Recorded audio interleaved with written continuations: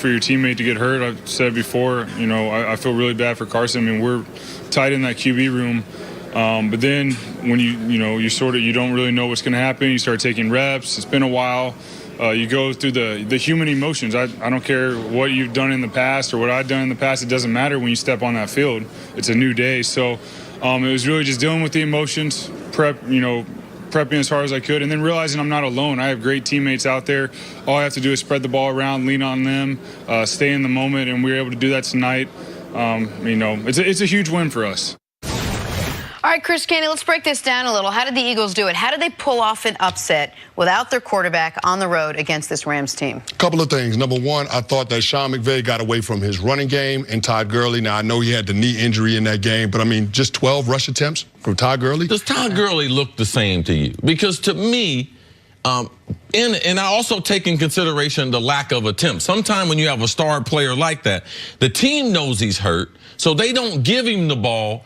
And do you think that might be because second straight week? See, to your point, remember first? Because I just think he looks totally different than the Todd Gurley that we've seen. And you know what, Sean McVay might be trying to spell him a little bit, knowing that this is about the playoffs and knowing that they're trying to preserve him and make sure that he's at his best when we get to the postseason. But I mean, the formula for the Rams' success ain't Jared Goff dropping back 55 times. Ooh. Like that ain't gonna get it done. So I think you couple that with the fact that their defensive line didn't get any sacks yesterday. No, like no sacks. Like, for as great as Aaron Donald is, I mean, somebody that deserves MVP consideration, you would think that those edge pass rushers would have a little bit more productivity. Dante Fowler Jr., Ebukam, like, we need to put them on milk cartons. They were missing yesterday. So, I mean, that's why Nick Foles was able to have the success that he did. And you look at what those guys on the back end did, there was a little bit of guessing, like that jump ball that he threw up to Alshon Jeffrey or Nelson Aguilar. Right. I'm not sure who Nick Foles was throwing the ball to, but you saw that those guys were guessing back there. They weren't playing fundamentally sound. So I look at this team and I say, when you get away from your running game offensively, which is your identity, and then you couple that with those guys not being able to put pressure on the passer, that spells that's a recipe for disaster for the Rams. And so I think that's why the Eagles were able to take the trip West Coast and be able to pull the upset. The 11-2 Rams, because that's where they were before this game, and what we saw from them, very, very explosive offense through the first 15 weeks of the season, getting around 30 points a game. So the defense, that you know that we got 30 points, so we don't even have to play the run. I knew that this lack of a run defense going to come back to haunt you, because in the NFL, regardless, if teams can see that they can take advantage of that, they will run the football to take advantage of you. Now you open yourself up for the play action. Aaron Donald, I don't believe, should be in the MVP conversation, because getting all those sacks, you running past a lot of running backs, and you can't be on that type of poor defense. No defensive MVP has been on the defense as poor against the run as them. So that's one of the signs of you as a defensive tackle. You're supposed to stop the run. So if you're going to be in the MVP conversation, let me see how many tackles for losses that you have that aren't on the quarterback. So I thought that would be a hole that ultimately would come back to get him. Since Cooper Kupp's been lost, his offense has been different. One surprising thing about it was I was surprised at the Coliseum on a Sunday night. There was many Eagles fans there. Man, it was an uproar when the Eagles made any type of play. And the reason why I'm going to bring that, because when you got 11 wins, you in Los Angeles, you in the Coliseum, people should be coming to see that type of product. Mm-hmm. And we have known that people aren't in love with football in Los Angeles, and I was able to see that in this game. I know people might not be talk about some things on the field.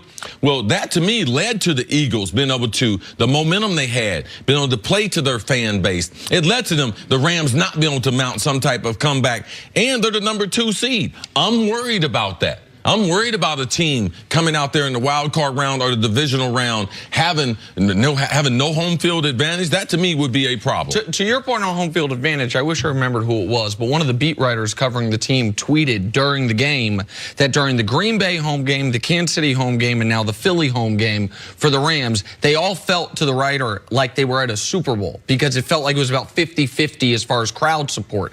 That does not speak well for whatever team comes into that building. Win whatever round. And this was, I understand wanting to spell Todd Gurley. I get it. But this was a wildly important football game for them. You just spent the last segment accurately talking about how difficult it is to go into New Orleans and win. New Orleans hadn't played yet this week. New Orleans got 2 left against Carolina, 1 left against Pittsburgh. They could still lose 1 or 2 games. The Rams, had they won last night as 13.5-point favorites, they're potentially in position tomorrow morning to be the 1 seed. Absolutely. And have it not go through the Superdome. So I think it is the Rams team, their passing game the last 3 weeks has been leaking oil. Jared Goff, the last 3 weeks, has looked the shakiest he's looked since Sean McVay has taken over. Not surprisingly, the last 2 weeks, the first back-to-back losses of the entire Sean McVay era, which is pretty damn impressive because he took over a bad team, and now it's been 31 games. They haven't lost back-to-back. But holistically, for the Rams, and what we're seeing is that Cooper Kupp injury, you mentioned it earlier, seems to have been bigger than we gave it credit for. Because, Josh Reynolds came in and he played well, but whatever it was, whether it's almost they don't have a pure slot receiver. Josh Reynolds is not a slot receiver. They played Woods in the slot, but now they don't have that designated go-to friendly, because they're not going to force the ball to their tight end. So now they become a little one-dimensional in obvious passing situations. Kenny, how much of it is that Gurley and Goff aren't playing the way we've seen them play early in the season, and how much of it is that defense are starting to figure out what this offense and what Sean McVay's plan for them? Well, what they want to do is not complicated. I mean, they're almost an exclusive 11 personnel team. So that means 3 wide receivers, 1 running